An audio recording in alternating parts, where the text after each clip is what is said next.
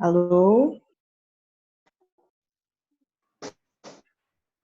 Olha, eu estou sendo o host, mas a internet aqui está meio ruim, ela fica caindo o tempo inteiro, viu? Então, Lilica disse Ó, que cai e passa para alguém automaticamente. Passa. alô? Pode falar, Leire, a gente está te ouvindo. Pode falar, né? Eu estava na construção. Não, que eu esqueci o nome daquela moça que estava falando antes, Soraya. que eu pedi falar. Soraya. Que foi muito bom ouvir ela falar, porque ela traz uma fala da experiência, que era uma coisa que eu estava querendo dizer antes. E depois a Luciana falou da gambiarra e de prestar atenção no que é que tem, de fato, no tempo que se faz, no tempo cultural dos lugares, o que se faz da gambiarra fazer sentido para o brasileiro. E aí eu fico pensando numa referência que tem a ver com a experiência mesmo em si, que a gente referencia autor ou termos patenteados, mas assim, quando a gente começa a referenciar a experiência, isso começa a aparecer também como um lugar de criação, como um posicionamento político mesmo, de olhar para aquilo que está se fazendo e nomear aquilo e considerar aquilo como uma referência da experiência em si. Então, eu acho que isso é bem importante, porque o fato do sumiço, né, que ela traz, que ela apresenta, você não existe se você não citar não sei quem, você não existe se você não falar, e a gente é silenciado o tempo todo. Então, a gente não se sente, a gente não, estou falando de mim, né? Às vezes, muitas vezes, eu não me sinto autorizada, eu não me sinto à vontade para falar, porque parece que não tem arcabouço suficiente, não tem, não cabe ali naquela discussão, não eu fulano de tal, não. E na verdade o que conta é a experiência, né? A fala que você vai produzir não é para negligenciar os termos, né? Jogar fora tudo que se construiu e tal. Mas a fala, ela é importante, porque para você falar, você formula alguma coisa a partir de alguma experiência. E eu acho que na experiência tem algo que é muito interessante, que é o cruzamento dessas ideias. E ele não é pautado apenas em uma coisa só. Principalmente quando você passeia por lugares distintos, né? Você fez contato, mas você também fez um movimento autêntico, mas você fez uma ação do Engie, do componente temporal, você fez. E aí chega um momento que você está cruzando essas informações, as palavras, essas experiências, e quando você vai formular, escrever, aquilo está impregnado dessas associações, né? Então, não tem como, a partir da experiência, você não ter referências cruzadas. E isso que é interessante, considerar como que essas coisas que se cruzam. Eu acho que o improvisador tem essa inteligência de cruzamento de associação o tempo inteiro, né? Então, que ele pega o conhecimento que ele viveu em alguma coisa e aí às vezes é a coisa da vida. Você fez uma comida diferente, mas é aquele gosto, vai para alguma coisa que você cria na hora da cena, ou você olhou alguém e se sentiu arrepiado com alguém, e aquela experiência faz você ter um tônus muscular diferente. E aí eu acho que o lugar de formular isso depende de para onde você está olhando. Você está olhando para uma experiência de imersão, eu estou olhando para uma experiência de cena, o que é importante dizer do que eu estou falando. Mas isso que ela traz é muito precioso, que é o lugar da a referência viva da experiência e do lugar de fala. Eu estou gostando muito desse grupo porque as pessoas falam e não tem um lugar pesado da fala, sabe? Então, também esse momento da academia, ele pesa muito no lugar da fala, a responsabilidade do que você está falando, a partir de quem você está falando, e eu acho que isso dá um peso e descarta, tira esse poder, que é o poder de estar vivo, de você afirmar a partir da experiência. A outra coisa foi que a Liana estava falando sobre coreografia e composição desde lá quando eu estava começando a estudar, que acho que foi a Fafá que falou isso para mim. Ela falou assim, não tem diferença. O que você está fazendo improvisação é um tipo de coreografia. Não é diferente de coreografia, é um tipo de coreografia. A coreografia só aparece de uma outra forma, organizada de outra forma. Isso ficou na minha cabeça depois de muito tempo, que tinha que dar aulas de coreografia, de composição. E aí tem uma coisa que eu fico pensando, que a coreografia, a palavra que está dentro do arcabouço da dança. Né? A composição, ela está em várias coisas. A composição da água, a composição da música, a composição, ela está em várias coisas. A coreografia é como a gente se refere à composição em dança, desde muito tempo. Então, por que não fazer essa palavra dançar, permear na nossa fala, na nossa e modificar o jeito como a gente olha para isso? Né? E eu acho que é bem interessante pensar sobre essas coisas. Essas duas coisas que eu queria colocar.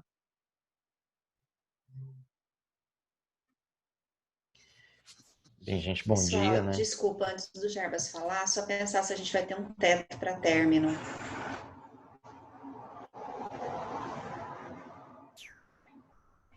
Surgiram 12h30, tá bom? São 12h06. Eu acho que tá bom. Eu até tô precisando ir já, mas meio A gente de... ficou quase meia hora perdido nas salas. Acho que 12h30 tá bom. Ok. Aí, Eu só bom. aviso e peço desculpas, eu vou ter que sair um pouquinho antes, tá? eu também. Ok. Bem, gente, bom dia mais uma vez, né? Já tá tarde, né? Já passou do meio-dia. Essas questões são questões que também me atravessam muito, né? Especialmente quando a gente está discutindo essas questões que envolvem reflexões terminológicas, epistemológicas. Eu tenho trabalhado muito nessa perspectiva também, de tentar entender como que essas coisas se processam, como que eu me relaciono com essas questões no meu trabalho, como que a operacionalização dessas coisas vão gerando novos materiais ou renovando os materiais para mim, né?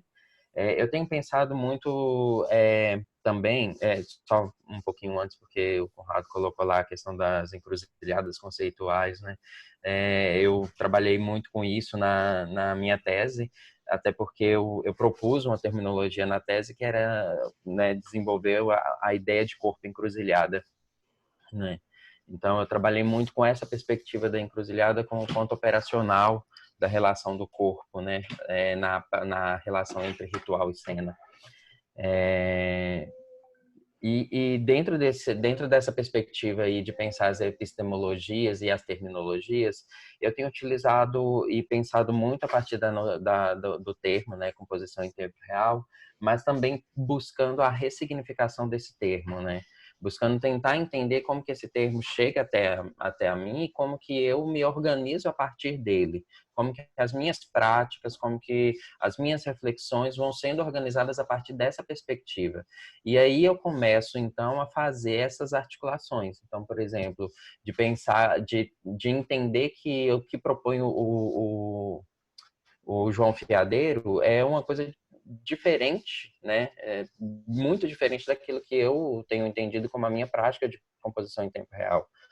De tentar entender essas outras possibilidades de perspectivas de estudo de tempo, de estudo de espaço, de estudo de real, né? De buscar outras referências, inclusive em outras perspectivas também epistemológicas, né? Então, por exemplo, eu tenho lido muito autores africanos, da filosofia africana contemporânea, e autores latino-americanos, para poder pensar e discutir as noções de tempo e espaço também, recuperando alguns autores brasileiros que eu acho que são fundamentais para a gente poder entender, por exemplo, a noção de espaço do Milton Santos. É uma coisa que tem muito mais a ver com o que a gente faz com o espaço no nosso continente, no nosso país, do que as noções de tempo e espaço labanianas, por exemplo. Né? Então, assim, eu acho que essa recuperação desses materiais e desses autores ajuda a gente a tentar, de alguma maneira, deglutir, né, o que vem de fora. E quando vocês estão ouvindo meu filho, né? deglutir o que vem de fora e, e reconstruir, né? Materializar, reorganizar as nossas ideias em relação ao que a gente está propondo. E aí é nesse sentido que eu, particularmente, tenho ainda, né, sempre eu coloco nos textos, né, que a ideia, a perspectiva de composição em tempo real, ela surge para mim do contato com a Ana, né, e a partir do contato com a Ana que eu vou revendo esses conceitos, essas articulações, né? Então, como que hoje eu consigo fazer essas articulações e ainda utilizar essa terminologia porque ela cabe dentro do meu trabalho, da maneira como eu estou hoje, né, operacionalizando as questões e entendendo esses atravessamentos, né? Concordo com as falas anteriores de que a gente não precisa ficar tão apreensivo na utilização dos termos. Eu acho que, na verdade, o mais importante é a gente entender como que eles se adequam à nossa prática e como que eles se adequam ao nosso discurso, né? E como que a gente organiza um discurso a partir das terminologias que a gente utiliza, sem invalidar outros discursos, né? Porque aí a gente não estaria fazendo, né? Eu acho fundamental que a gente pense na ecologia de saberes, né? Que todos os discursos são válidos, né? Então, pensar numa terminologia não é invalidar outras, pensar numa epistemologia não é invalidar outras, né? Então, de como que a gente pode se organizar nessa perspectiva de pensar essas relações do que é a nossa ideia de improvisação, né? Então, por isso, a ideia de composição em tempo real, para mim, é uma ideia que ainda, né, concordo com o Conrado, né, pode ser que daqui a pouco não seja mais, mas que ainda faz sentido para mim, que ainda me coloca num lugar de reflexão sobre as minhas práticas, sobre os meus processos, né, e principalmente quando eu começo a articular essas noções de real, de virtual, de ficcional, de tempo, de espaço, a partir dessas outras referências que não apenas as referências euro-americanas, né.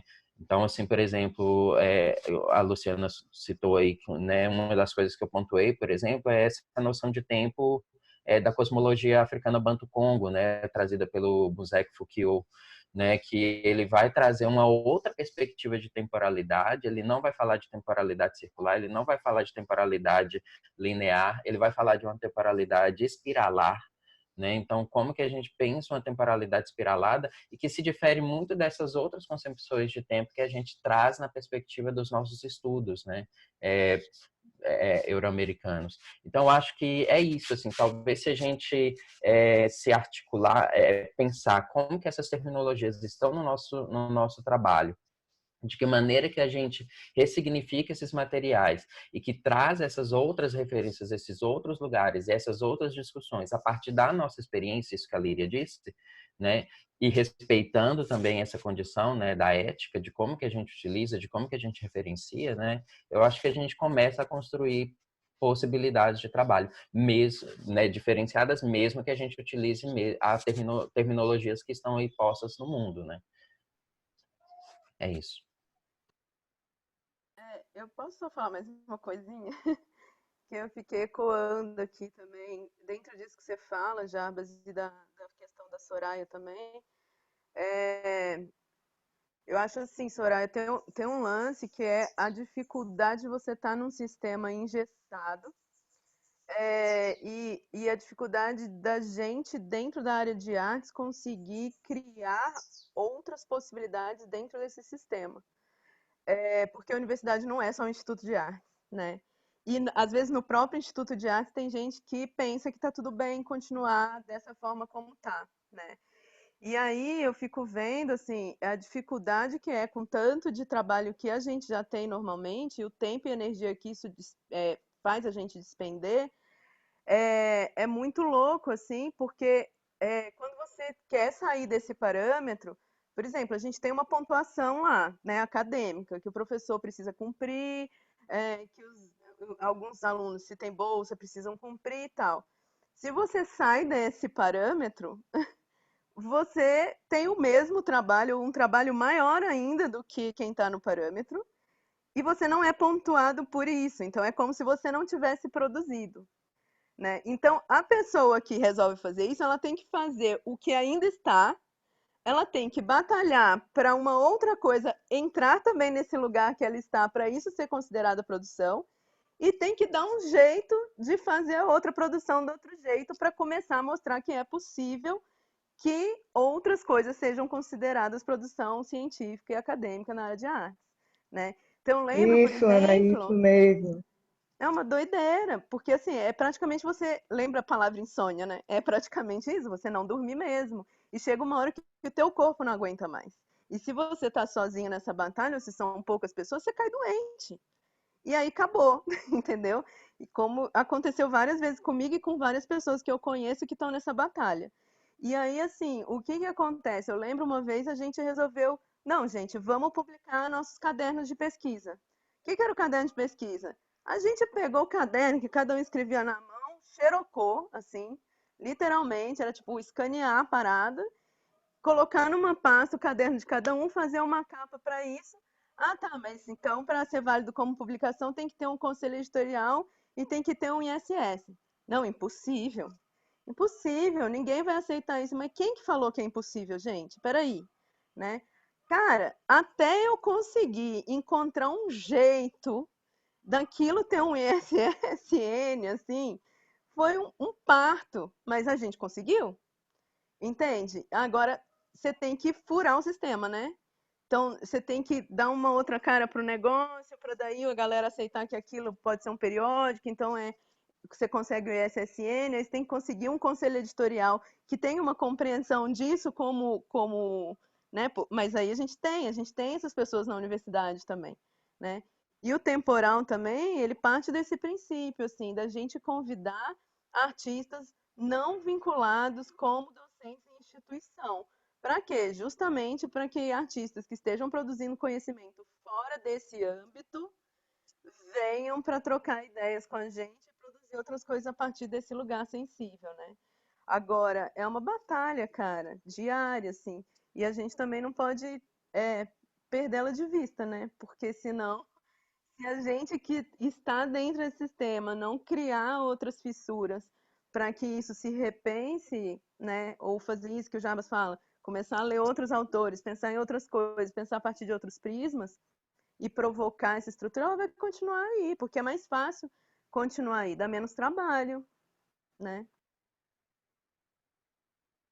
E ela é feita para continuar, né? A universidade ela tem uma estrutura essencialmente conservadora, no sentido de perpetuar referências, perpetuar esses pertencimentos, né, que a Soraya traz.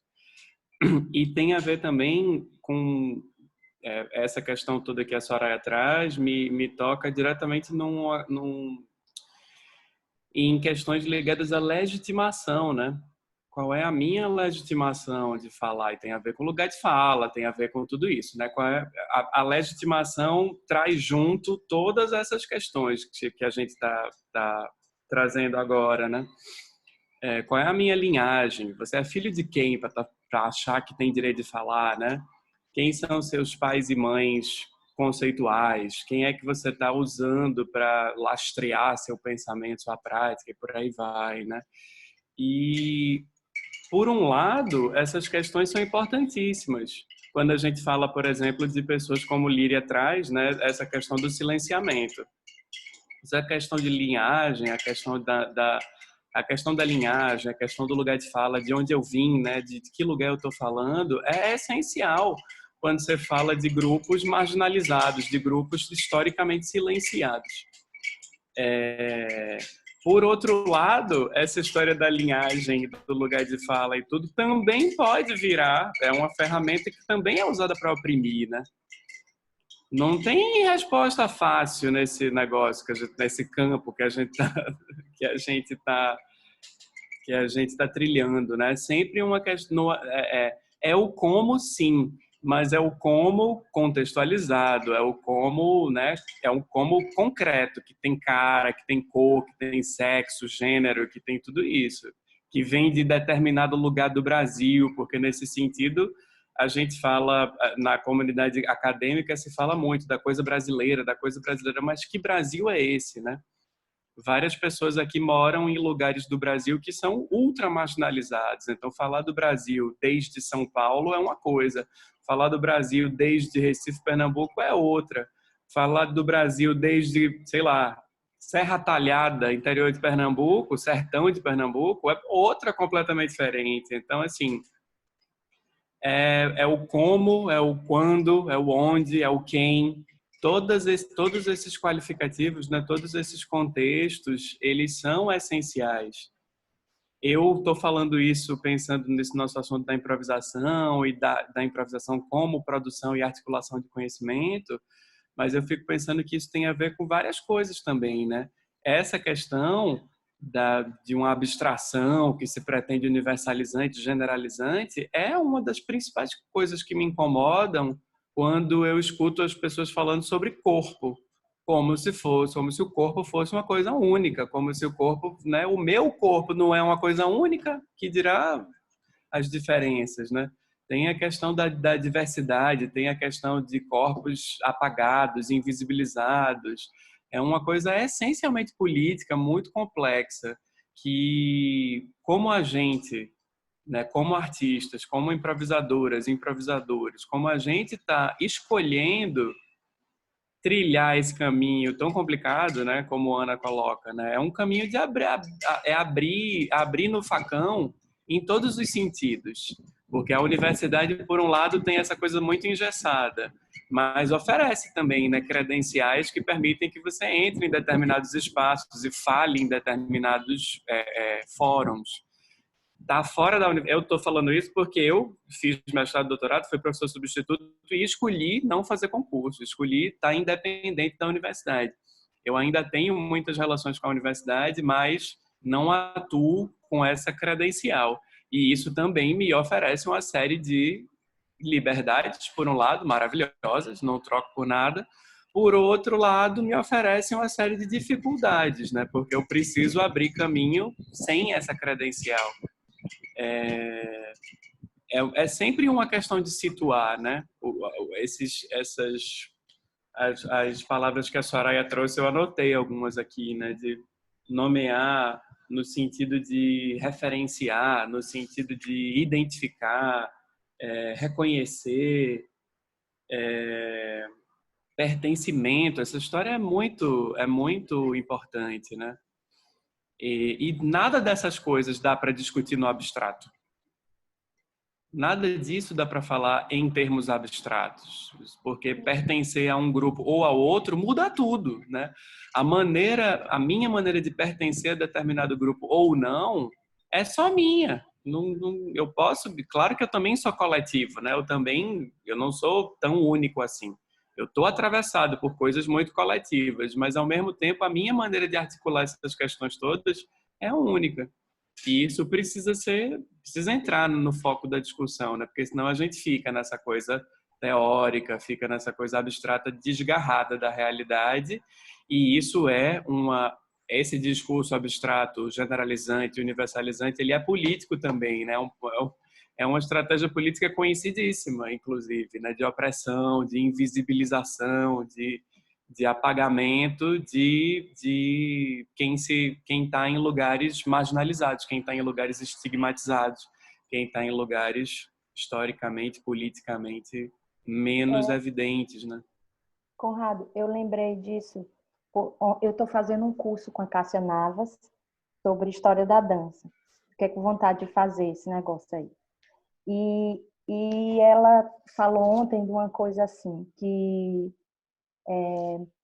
o nome, a nomeação, ela é uma cicatriz. Ela cria uma cicatriz no tempo, né? No momento. E eu achei isso bem interessante, assim. Como às vezes a gente precisa nomear algumas coisas para marcar o tempo daquela coisa, né? Para voltar nela quando precisa. E uma outra coisa que eu fiquei pensando assim, se a gente pega essa nossa tela aqui, e lembrando do último encontro que a gente teve, onde cada um citou 10 palavras a partir de como você se relaciona com improvisação. Se a gente for fazer um cálculo disso, Ave Maria, né? É coisa demais. Então eu fico pensando assim, olha o tanto de entradas, né? E saídas, o tanto de buracos que a gente cria a partir de uma mesma coisa que ainda tem relação com uma outra coisa e com várias. Porque, por exemplo, improvisação e dança, improvisação e música, improvisação, né? Então, assim, o tanto de arestas que isso cria, assim. E eu fiquei pensando nisso para falar numa coisa que também é assim, e aí dentro disso, cada um daqui viveu experiências infinitas disso, com pessoas, com bichos de outro país, de outros estados e tarará. Então, assim, eu não sei muito bem a pergunta que eu quero fazer, mas é pensando nessa, qual é mesmo essa relação com improvisação que a gente quer viver, e isso eu não digo para definir, criar um negócio, mas no sentido de explorar isso, de mexer mais nisso, nesse sentido, de uma improvisação que você se sente mais íntimo dela, nesse sentido. E porque uma das perguntas também que surgiram ontem lá no curso dela foi assim: se você dança uma coisa de fora, aqui no Brasil, ela continua de fora? E isso ficou na minha cabeça o tempo inteiro, né? Então, quando você cita alguém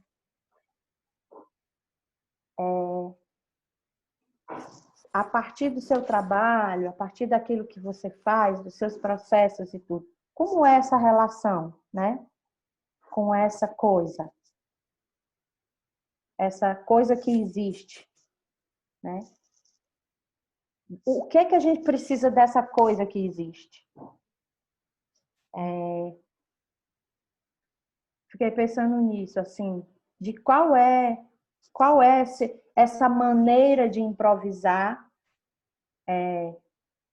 desse lugar que cria essa borda da gente, né? Como bichas brasileiras, tarará, cada uma do seu lugar, não sei o quê, tal.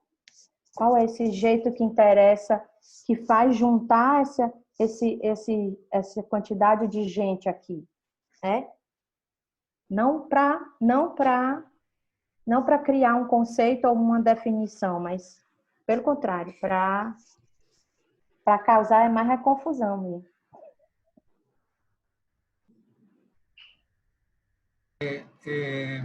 Eu vejo essa coisa, esse tema referência, tem muitos aspectos, né? A gente fez um módulo, acho que foi Tópicos Contemporâneos em Dança, durante o mestrado, que a gente passou um semestre discutindo essa relação dentro desse aspecto aí, eu acho que mais político, filosófico, ético, entre referência, citação, cópia, plágio, como é que esses conceitos eles permeiam as práticas em dança, sejam elas criativas ou pedagógicas.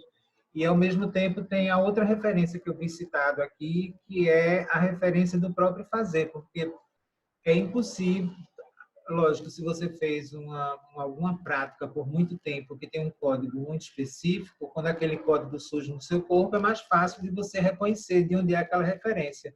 Mas que no corpo, no fazer, a referência ela é totalmente misturada, porque nosso sistema não tem como, não coloca as coisas em caixinhas.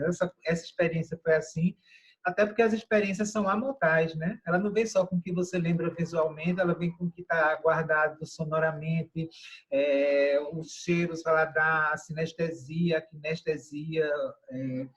E essa coisa de referenciar, eu acho que tem um plano ético muito forte, porque da mesma forma como cadê ele?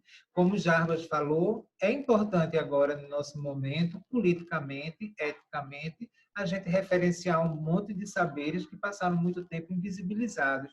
Então, quando eu digo, mas qual é o peso da citação na minha prática, seja ela artística ou seja ela pedagógica, eu acho que isso parte muito de um posicionamento ético, filosófico, prático, pragmático da vida de cada um. Então, o que é que cada um vai dar importância naquele momento? Então, eu estou dando uma aula, estou fazendo um monte de propostas, de procedimentos, aí você vai ser obrigado a cada um, você tem que referenciar de onde veio o que veio.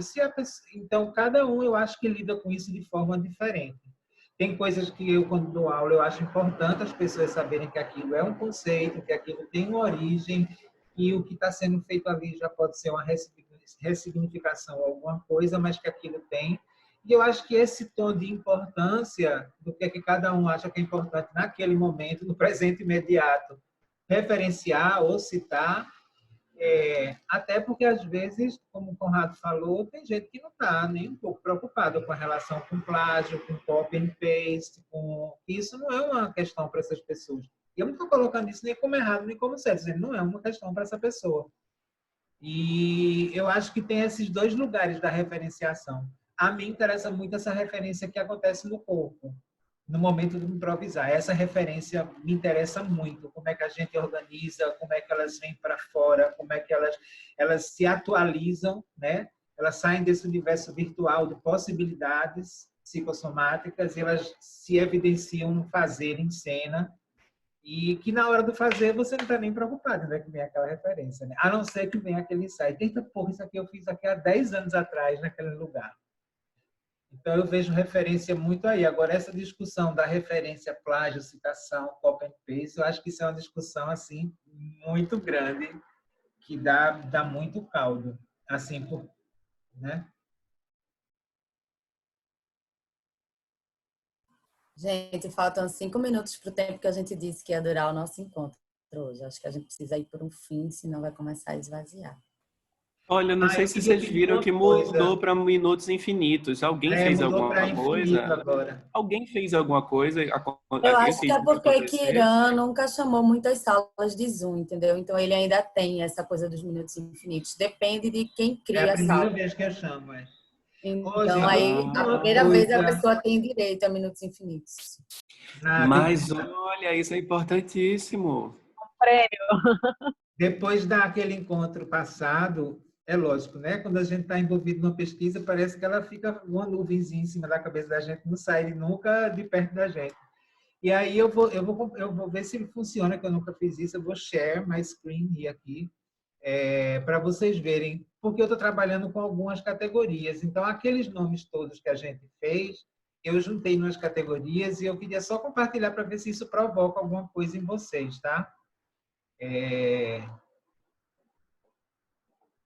Então, como eu estou trabalhando com esse soma, ambiência e composição, esses 3 aspectos que eu acho que são importantes de se observar quando se está praticando improvisação, eu tentei acomodar aquelas palavras que a gente criou. Algumas eram ações, algumas eram adjetivos, advérbios, substantivos.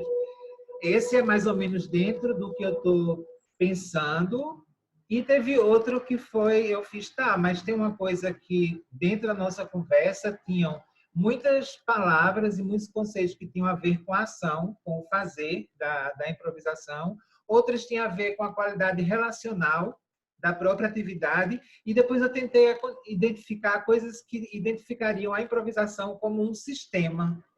O que é que daria um caráter sistêmico a elas, né? Jogo, partilha, dramaturgia, score, partitura, horizontalidade, ou seja, formas como esse sistema se organiza e se manifesta no tempo e espaço.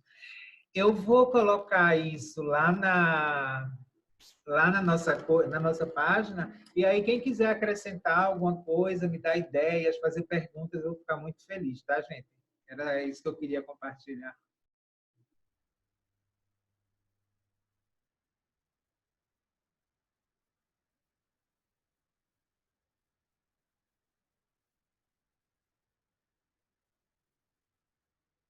E aí, alguém vai querer falar mais alguma coisa, fechar um pensamento para a próxima semana?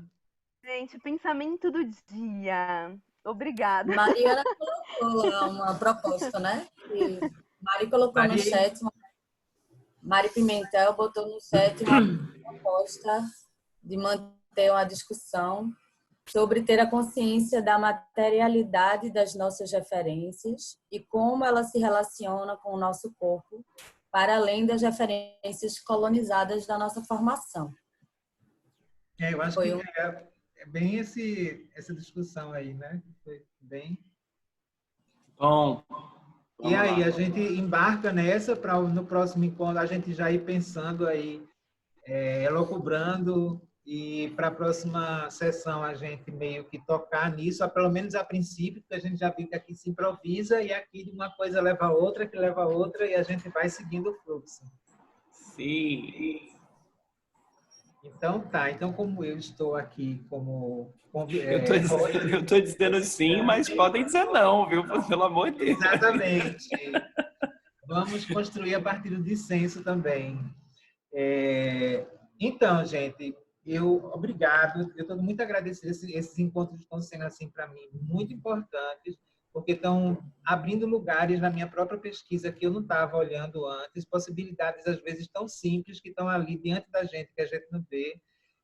Trocar com essas pessoas fantásticas, assim, as contribuições que eu ouço e ver principalmente esse dissenso, né? Os pequenos dissensos encontrados em práticas que às vezes são semelhantes, a gente já se assemelha, já tem uma coisa, mas aí naquela semelhança a gente vai encontrando pequenas diferenças, e essas pequenas diferenças meio que ajudam a gente a pensar, né, a nossa própria alteridade. Então, muito obrigado. Nos vemos na próxima semana, nesse mesmo bate-canal, nesse mesmo bate-horário, para conversarmos sobre improvisação. Um beijo em todos, tomem conta de si mesmos e dos seus, usem máscaras quando forem sair, tá bom? Arrasou! Beijo. Faltou, coloque a sua máscara antes de colocar na outra pessoa, né? Eu preciso lembrar disso todo dia. Beijo, gente. Obrigada por tudo.